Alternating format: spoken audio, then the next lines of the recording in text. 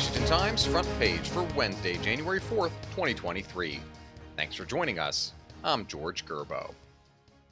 The U.S. House of Representatives abruptly adjourned after 3 ballots cast by voice vote over 5 hours failed to elect either California Representative Kevin McCarthy or any other lawmaker to serve as Speaker.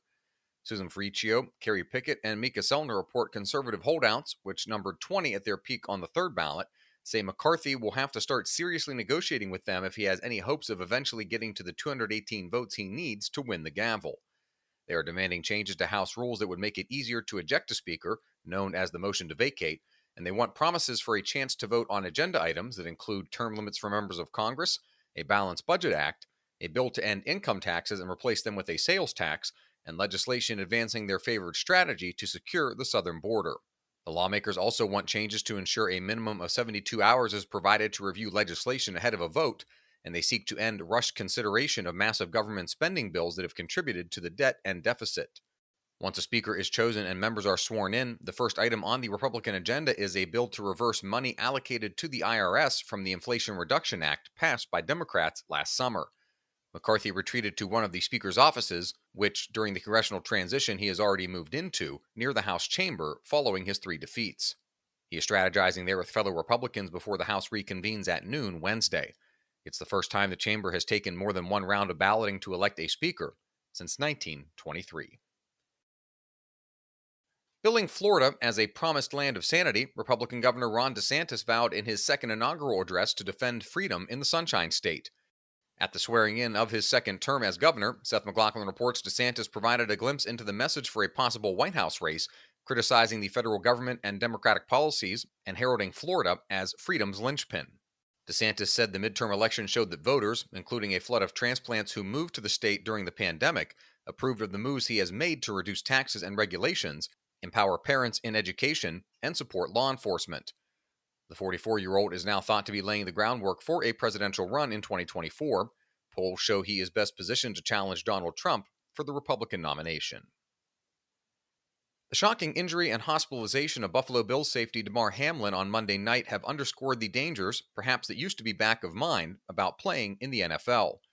Part of what made Hamlin's life-threatening injury so stunning, sports reporter Matt Paris writes, was the reaction by the NFL, a league where next man up is practically a mantra. Add to that how routine the hit that caused the injury seemed to be. Instead, the game was suspended mid-contest with no current plans to reschedule or finish the game. Hamlin went into cardiac arrest on the field Monday night in Cincinnati. He needed CPR and an AED to revive him. He remains sedated in critical condition at University of Cincinnati Hospital. You can read all of these stories at WashingtonTimes.com/front page. You can also find the entire lineup of Washington Times podcasts at WashingtonTimes.com/podcasts. With those in China finally free to travel, as prohibitive zero-COVID quarantine restrictions are lifted, wary nations across East Asia are strategizing ways to handle a sudden influx of pent-up Chinese tourism demand.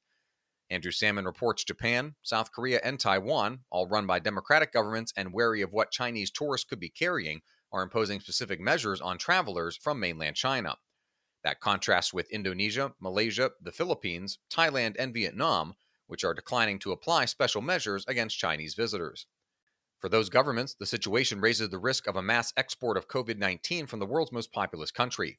Last week, the Chinese government announced it would scrap quarantine restrictions for travelers and start reissuing passports and visas. And finally, Bill Gates keeps tabs on the growth of China's nuclear and missile stockpile.